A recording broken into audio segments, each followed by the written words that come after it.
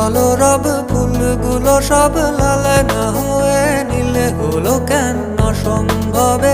কখন কবে মেঘের সাথে মিল হলো কেন?